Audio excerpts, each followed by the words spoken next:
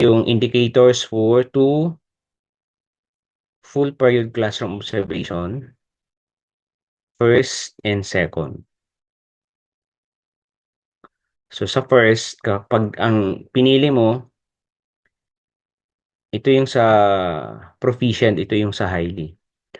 Pag pinili mo dalawa, ito yung mga indicators mo. Objective 1, 2 sa first, 4, 6, 8. Sa second, ito, 1, 4, 5, 7, 9. Ito naman yung sa highly proficient. Sa first, 1, 2, 4, 7, 1, 3, 7. Sa second, 1, 5, 7. Wala. Ang proficient teachers, teachers 1 to 3, ang highly master teachers. Sa IPCRF lang yung 14 indicators kasi yung kasama kasi doon yung professionalism. Sa classroom observation, siyam.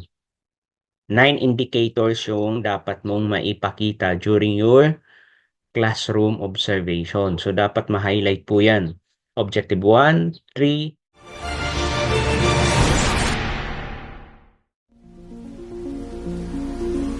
Good day everyone! Welcome back to Sir Fox Learning Channel. For today's video ay magre-review po tayo ng isang DepEd Memorandum regarding po sa COT DepEd Memorandum number 017 series of 2025. Ayan. Kasi malaga po ito bago ka dapat magpa-COT. Siyempre dapat na-review mo na itong memorandum na to para alam mo kung ano yung magiging flow ng COT mo. Ayan, sana makatulong sa iyo ang video na to. At kung bago ka na nagawi dito sa channel ni Sir Fox, huwag kalimutang i-hit ang subscription button at ang notification bell all para updated ka sa mga susunod kong video lessons. Happy learning! So, ito nga po yung DepEd Memorandum about interim guidelines for the Department of Education Performance Management and Evaluation System for teachers in the school year 2024-2025.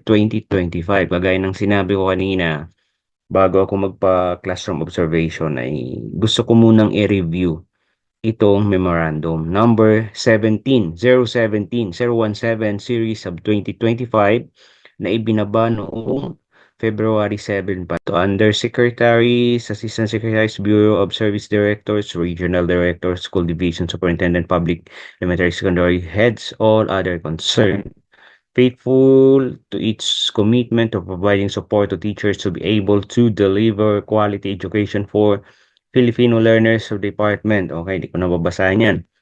As the comprehensive guidelines for the revision of DepEd Order Number 2 Series 2015 are underway, DepEd hereby issues enclosed interim guidelines for the DepEd Performance Management and Evaluation System PMES for teachers in the school year, ngayong school year 2024-2025. So ang sabi po dito, the interim guidelines shall lift the suspension. Okay? Yung sinasabing ng mga ACT-CIS na nakalift ang RPMS, sabi po dito, itong guidelines shall lift the suspension of the implementation of the performance management system for teachers per DepEd Memorandum OSEC 2-2024-001 or Guidance of the Implementation of DepEd Results-Based Performance Management System RPMS relative to the Executive Order Number 61 of 2024 or Series 2024. These shall address the identified concerns relative to the current implementation of performance management for teachers.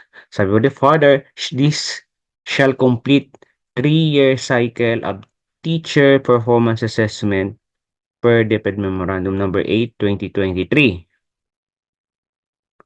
So, multi-year guidelines on the result-based performance management system, professional standard for teachers, so PPST. So, anong purpose? Or ano yung i-cover nitong memorandum? It shall cover all teachers in public and secondary schools. Ganun din daw yung community learning centers, including ALS. madrasa, special needs education, special science teacher. It shall guide the raters, approving authorities, and other stakeholders in managing and evaluating teachers' performance aligned with the PPST. Yan. Furthermore, these interim guidelines of ang tawag is PMES for teachers shall be implemented starting fourth quarter. Second week na po tayo ng fourth quarter. Kaya ngayon ang simula po nito. Only PMS-related activities conducted upon issuance of this memorandum shall be recognized. Okay? So, dapat simula Feb 7 onwards. Yun lang yung pwedeng i-recognize. All other provision, DepEd Order number 8 of 2023, which are not affected by these guidelines shall remain in effect unless otherwise replaced, modified, and amended subsequent policies. So, ito po ay inirmahan ng ating kasalukuyang DepEd Secretary, Senator Sani Angha. So, ito po yung guidelines. Performance Management and Evaluation Cycle and Timeline. The performance cycle of teachers shall follow DepEd or DepEd RPMS cycle prescribed. So, susundin pa rin yun as anchored as strategic performance management system for government agencies mandated by the Civil Service Commission. All right. So, ito pa rin. Performance planning and commitment. May mga vlog pa ko dito sa YouTube ko, Sir Pax Learning Channel. Performance monitoring, coaching. Ang number 3 is performance review and evaluation, performance rewarding and development for a quality teacher. So, yun pa rin yung i-apply. So, for school year 2024-2025, the performance management and evaluation teacher shall follow timeline provided below. So, phase 1, ito yung timeline. Di pa ba ako late? Phase 1, performance planning and commitment. So, anong gagawin? Discussion of target objectives. Ano yung mga target objectives? Ano yung mga tools? Copy of the individual performance commitment and review form. Person responsible, siyempre yung raters and ratee. Schedule, beginning fourth quarter. Phase 2, performance and monitoring and coaching. Full period classroom observation 1 and or 2. 1 and or 2. Yun yung task. Tool, COT. So, yung COT pa rin na ginagamit natin previously. Mamaya ipapakita ko po yung COT na yun. Ratees and rater yung persons involved. Schedule, anytime, basta fourth quarter. Okay? Coaching, mentoring for full classroom observation. Yun yung target. Coaching and mentoring session. For tools, PMC, performance monitoring and coaching form. Yun yung gagamitin ni rater. Phase 3, performance review and evaluation. Performance assessment, teachers with final rating in the IPCRF. Yan po yung tools, ay yung task. So, gagawa pa rin ng IPCRF si teacher. At ang tool ay IPCRF, syempre. Ang involved raters and ratee and the approving authorities. At timeline after the last day of classes. So, last day, Holy Week. Phase 4, performance rewarding and development, finalizing individual development plans. So, may development plan pa rin. Naka-indicate yung usual na ginagawa po natin sa ating IPCRF. IPCRF and IDP, individual development plan, yung pa rin yung ipapasa. Ratees and raters yung involved. Ang timeline after the last day of classes. So, dapat, ngayon pa lang, meron na ring IPCRF. Ang basis yung COT. PPSC-based objective for proficient and highly proficient teachers. The performance management and evaluation of the teacher shall use PPST-based tools. Yung usual na ginagamit. Teachers who will use the proficient teacher tools are expected to professional independent in the application of skills vital to the teaching and learning process. They provide focused teaching programs that meet curriculum and assessment requirements and display skills. So, pag tingnan po natin, as is yung kung ano yung ginagawa before. Following teachers' position include those of similar rank under the alternative system. Ayan. Teacher 1 to 3. As is pa rin naman. Proficient. Highly proficient kapag ka master's teacher. Yan. For school year 2024-2025, a set of PPSC-based objectives shall be prescribed for the performance management of teachers nationwide. These are remaining objectives from the multi-year implementation of the performance management for teachers completing the cycle E, covering all 37 indicators of the PPSC. Any modification to the set of indicators shall not be allowed. So you have to cover 37 indicators of the PPST. There shall be a total of 14 objectives composed of classroom observable indicators and non-observable indicators of the PPST. So you have to cover 14 composed classroom observable indicators and non-classroom observable. So lahat ng nandun sa COT, dapat maipakita mo yun sa yung classroom observation teaching. Di papasok na naman dito si pabonggahan. Grand demo na naman to. Kasi dapat maipakita mo yung 14 objectives na yan. The plus factor shall not be included in the list objective for the teacher PMES. So walang plus factor ngayon. Huh? For figure 3, provides a list of PPSC-based objectives for teachers who will use sufficient teacher tools. Teacher 1 to 3. Yan. Klasang observable indicators, apply knowledge of the content within and across curriculum. Yan ha. Apply knowledge within and across. So ipakapakita mo dapat yan.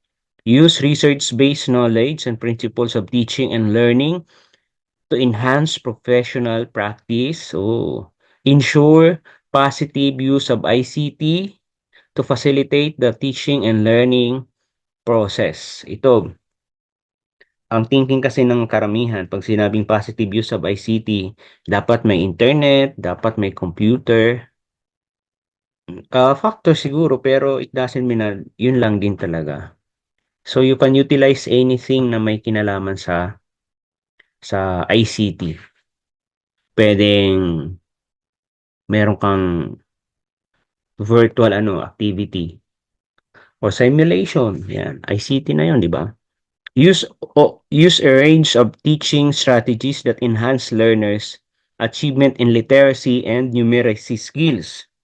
Kasi nga, dapat may pakita. Numeracy and literacy, ICT, grabe. Effective verbal and non-verbal classroom communication strategies to support learners' understanding, participation, engagement, and achievement. Number 6, classroom observable indicator, maintain supportive learning environment and nature and inspire learners participate, cooperating, and collaboration. 2C2I1R, nasa mga video ko rin po yan. 2C2I1R, pwede mong gamitin dyan. Apply a range of successful strategies. Ayan, 2C2I1R nga. Design, adopt, and implement teaching strategies that are responsive to learners with disabilities. So, dapat mayroong inclusivity yung delivery mo, yung presentation mo. So, dapat involve yung inclusiveness, equality, lahat dapat ipakita mo talaga. Design, adopt, and implement teaching strategies that are responsive to learners with disabilities. 9, plan and deliver teaching strategies that are responsible to the special education needs. Yan nga. Of learners. Kaya nga, inaral ko muna to kasi nga, for planning purposes. Yan. Adopt and implement learning programs that ensures relevance and responsive learning program. And review regular personal teaching practice using existing laws and regulation. Comply with the implement school policies. Okay. Yung sa PPS naman.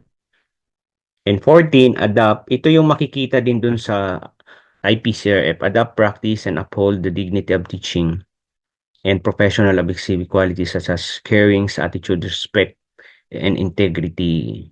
Okay. Ito yung nasa IPCRF na eventually yung iba dito dapat nandun din sa COT.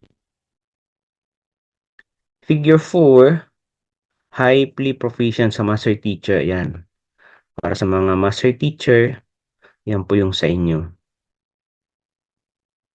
Pa, pointing din. Assessing PPSC-based objective.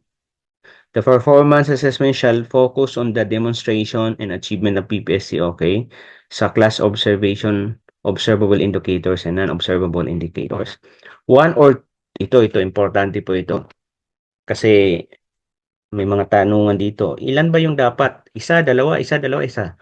Ito, sabi po dito sa DepEd order na to, memorandum rather, DepEd memorandum number 017 series of 2025, Article 3, number 14, sabi po dito, 1 or 2 full period classroom observation shall be required to be conducted in assessing the performance of teachers for classroom observable objectives. This observation shall be conducted at any time during fourth quarter of school year 2024-2025 with a schedule agreed upon by the teacher and the rater observer.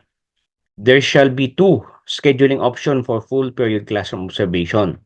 So may dalawang option. Option A. Ito yung syempre mga para sa mga PABI. Full period classroom, 2 full period classroom observation in fourth quarter with the objectives classroom observable indicators distributed across observation.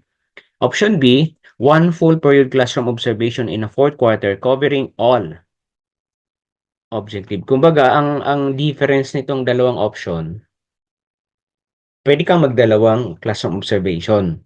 Yung 14 indicators, hahatiin mo, 7-7. Yung classroom observable indicators. Pwede ring isa, pero dapat lahat ng 14 maipakita mo sa 50 minutes, sa 45 minutes, sa 40 minutes. O, papalad-palad ka kung may 1 hour na period. Kami 50 minutes. So, dapat maipakita mo yun doon. Figure 5 outline the option of schedule date, detailing the distribution of the objectives classroom observable indicators that shall be observed in the first and second full period classroom observation for both proficient and highly proficient teachers. Figure 6, option B, specifying the class observable indicators full period classroom observation for proficient and highly proficient teachers. Ayan. Ito yung indicators for 2 full period classroom observation, first and second. So sa first, kapag ang pinili mo, ito yung sa proficient, ito yung sa highly. Pag pinili mo dalawa, ito yung mga indicators mo. Objective 1, 2, sa first, 4, 6, 8. Sa second, ito, 1, 4, 5, 7, 9. Ito naman yung sa highly proficient. Sa first, 1, 2, 4, 7, 1, 3, 7. Sa second, 1, 5, 7. Wala. Ang proficient teachers 1 to 3. Ang highly master teachers, 1 to 4 sila. Ayan. Kung 9 lang, sa IPCRF lang yung 14 indicators. Kasi yung kasama kasi doon yung professionalism. Sa classroom observation, siyam. 9 indicators yung dapat mong maipakita during your classroom observation. So, dapat ma-highlight po yan. Objective 1, 3, 4, 5, 6, 7, 8, 9. So, yun na. Objective. Parang gusto kong i-record yan Objective 1, 3, 4, 5, 6, 7, 8, 9. Pag isahan lang, isang observation lang ang gusto mong ipakita. Yan dapat. Para sa teachers 1 to 3 or proficient teachers. Para na sa master teachers or highly proficient teachers, ayan, 1, 3, 5, 7. Isahang pakita na. Prerequisite and consequential teaching learning materials in documents such as lesson plan, instructional materials, assessment result, and other teaching materials shall be used as basis for the assessing non-classroom observable objectives during the pre- and post-classroom observation. Kaya dapat paghandaan talaga Document considered as means of verification or proof of demonstration and achievement of the objective, not be required to be organized in the physical portfolio for submission. Okay. Documents considered as means of verification or proof of demonstration and achievement. Okay. Sa demonstration lang. However, teachers are encouraged to have their own repository of teaching learning materials document to facilitate accessibility and resource. Okay. Yung MOVs, hindi siya required, pero parang required na din. Kasi sabi, however, teachers are encouraged to have their own repository of teaching learning materials. Sa pre-observation, the ratee, the teacher na magde-demo, and the rater, si teacher na mag-observe, si MT na mag-observe, si head na mag-observe, shall agree on the schedule of the classroom observation. The schedule must be set at least 3 working days, 3 days before yung demo mo. In the event that the agreed observation did not push through due to conflicting schedule, they must reschedule the soonest possible. Kaya dapat next week makapagpa-schedule na ako. Okay? In case of unforeseen circumstances in fortuitous events that are outside the control of the schools, such as natural and man-made calamities or disaster, halimbawa lockdowns, concerned school may be allowed to deviate from the prescribed timeline of conducting classroom observation, provided that the adjusted schedule is approved by the school division superintendent, provided further that the applicable classroom observation modes are exhausted prior to submitting the request. The default mode of classroom observation shall be in-person face-to-face observation, okay? Face-to-face, F to F. In case of any national or local pronouncement that may affect the operation of the classroom of the school. So, dapat F to F, face-to-face. The following modes of alternative classroom observation may be considered subject to internal guidelines issued by the department. So, itong asynchronous, synchronous, subject to internal guidelines pa. Hindi mag face-to-face ka na. Di ba? Pre-observation conference. Before the conduct of the classroom observation ratees, or the teachers and raters shall conduct pre-observation conference to review the classroom observation tool, COT, rubric appropriate to the level of the ratee to be observed. Kung ano yung mga So, nandun naman, nabanggit ko naman kanina. Submission of the lesson plan, siyempre dapat may DLL may lesson plan si ratee. To be observed shall submit their lesson plan to the ratee at least 1 day before the schedule. So, 1 day before the schedule. For proficient teachers, their lesson plans, activity sheets, or assessment materials shall be given appropriate DLL, activity sheets, assessment materials, dapat may rating din sa IPCRET for PMES. Okay. So, kasama sa MOB.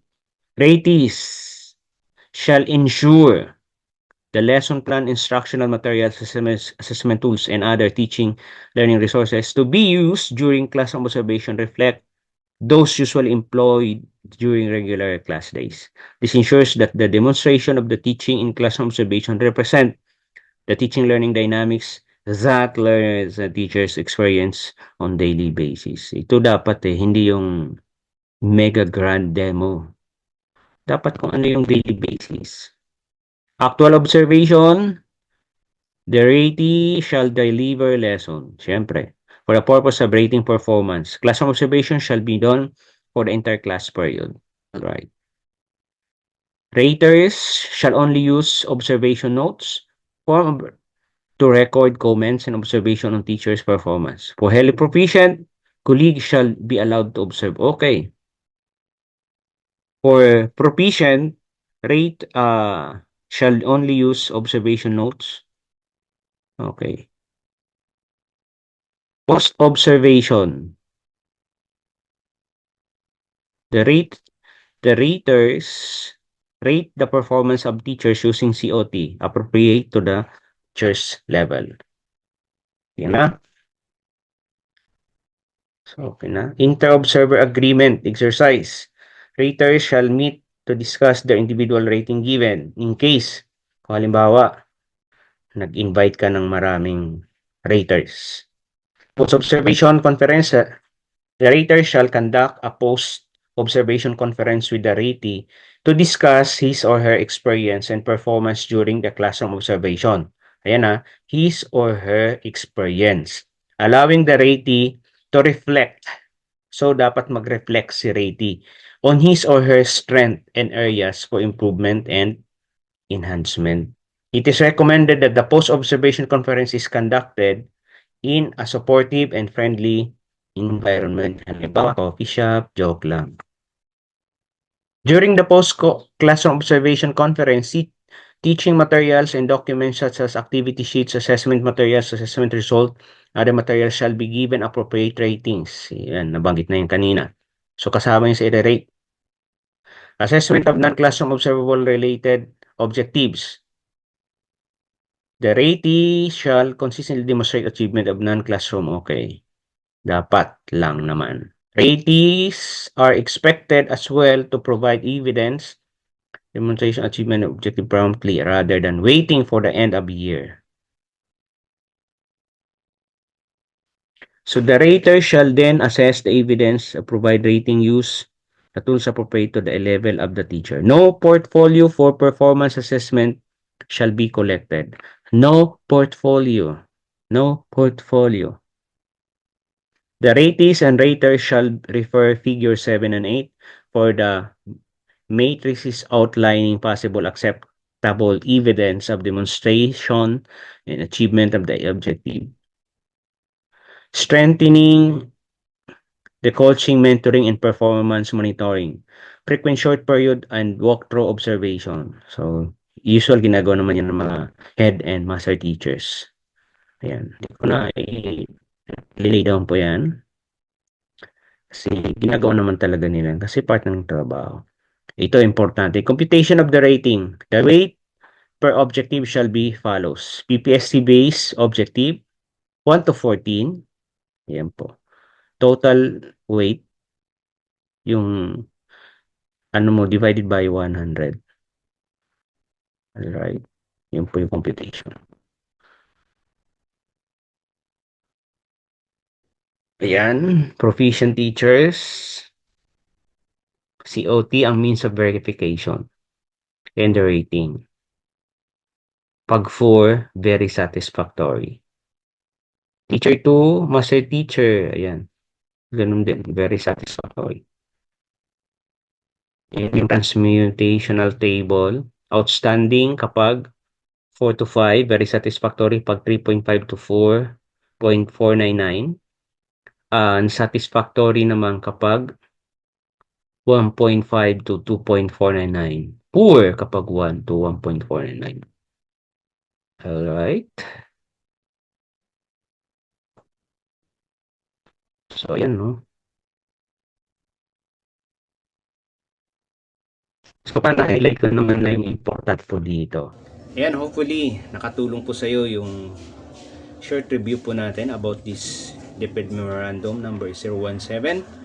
At sana ay makapaghanda ka sa gagawin mong COT. God bless and congratulations in advance.